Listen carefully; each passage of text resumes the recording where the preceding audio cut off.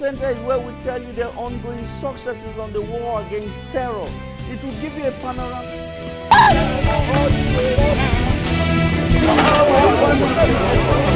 In the face of an ongoing insurgency in the Northeast.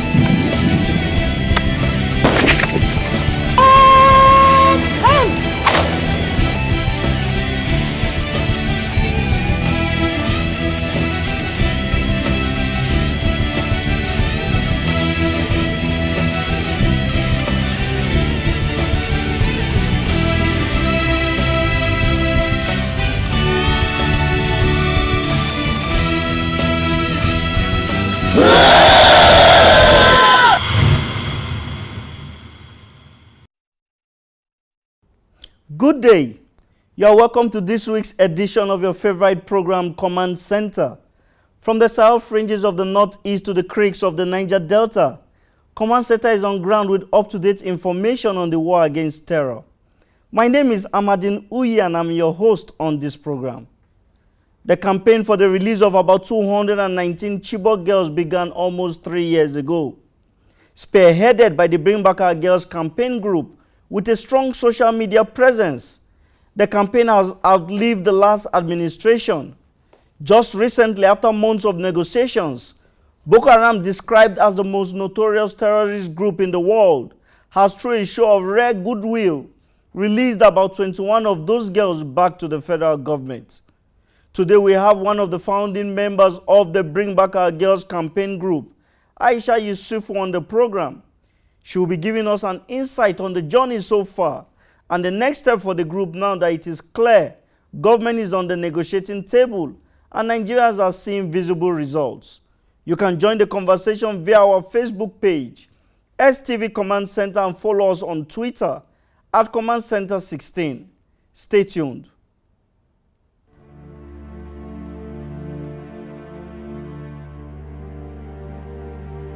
Terrorism is not jihad. It is cruel, wicked, and man's inhumanity to man. Both Islam and Christianity abhor the killings of the weak and defenseless. There can be no development without peace and security. See something, say something. Let's give peace a chance.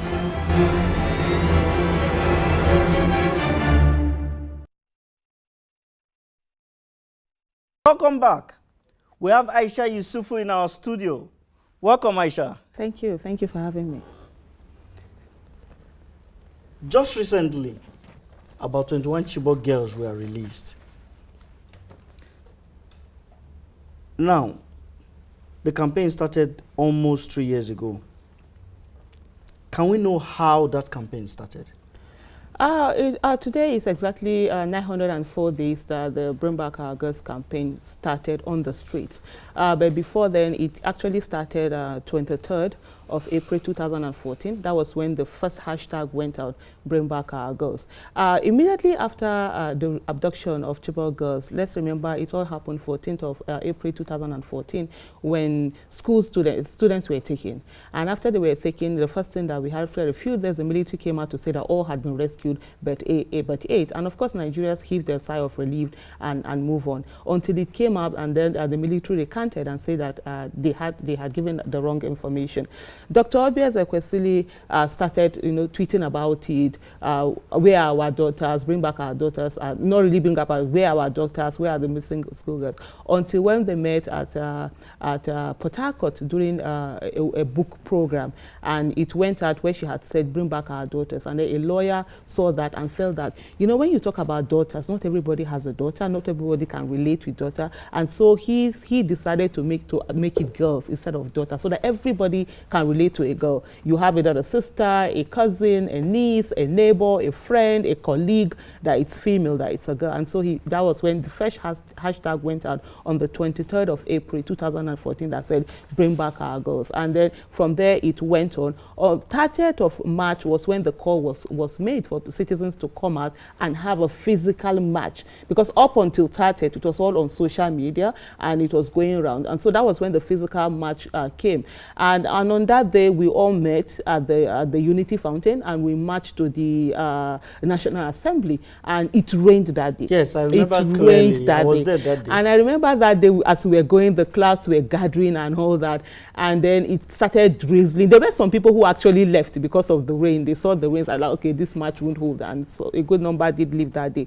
And Dr. Obi Ezekwesili stood on that day and asked us, are we water? Sorry, are we salt? Do we know what is happening to our daughters right now? Are we going to go back? And we're like, no, we wouldn't. And so we had that march. And the leadership of the National Assembly, as of that time, came out to meet us in that rain. That is one of the most, profound things that I would say. They came out, they were drenched, they were soaked, and they addressed us. And they did promise that they were going to look into the issue.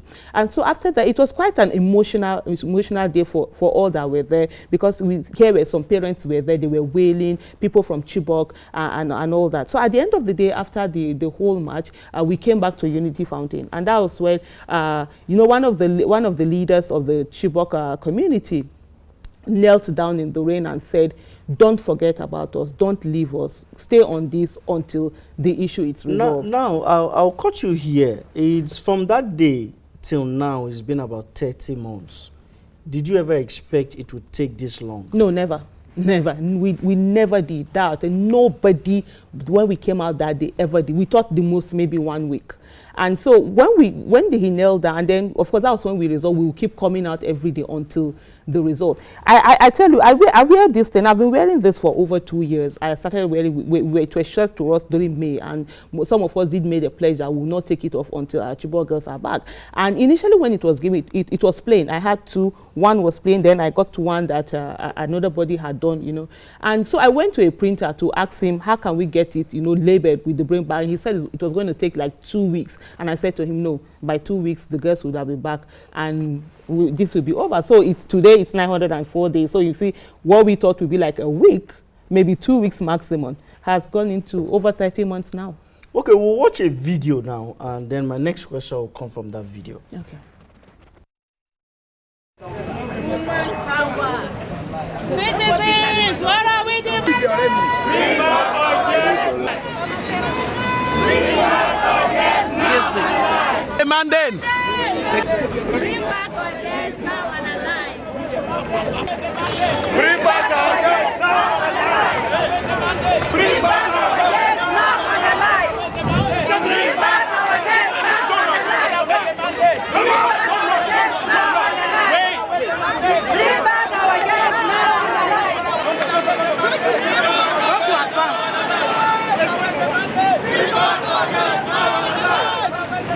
Bring back our guests now and alive!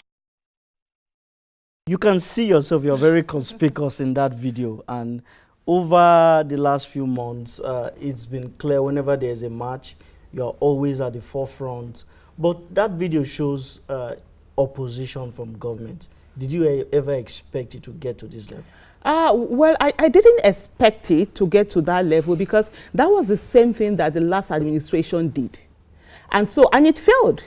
And so for me to see this same administration doing the same thing that had clearly failed the last time, it was actually surprising. Because we as citizens, as a group, as a movement, we are administration neutral.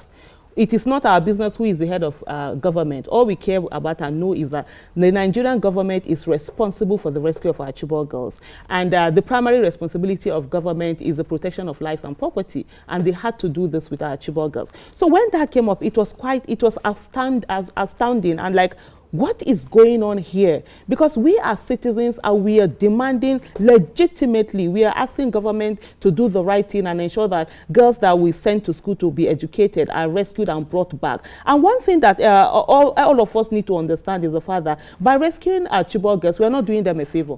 We are only doing that which is right. It is their duty, it is their right to be rescued. as enshrined in the Constitution of the Federal Republic of Nigeria. So even when we advocate for their arrest, we're not doing them a favor. We're only doing that which is right. And so for the government to not see us as some sort of like opposition and refuse to allow us go in there, on that day we said, no, we will not allow anybody to trample on our rights as citizens. As citizens of Nigeria, we have the right to freedom of movement. We have the right of freedom to march peacefully and protest peacefully and go there and lay forth our complaints. And we did that on that day. You made a very important point that you are administration neutral. Yeah. How difficult has it been trying to remain focused throughout these last 30 months? Well, it's not been difficult for us at all. Right from day one, we said, this is what we are here for. We are here for our Chibok girls. We are here for the rescue of our Chibok girls and all other abductees. And that was what we were focused on.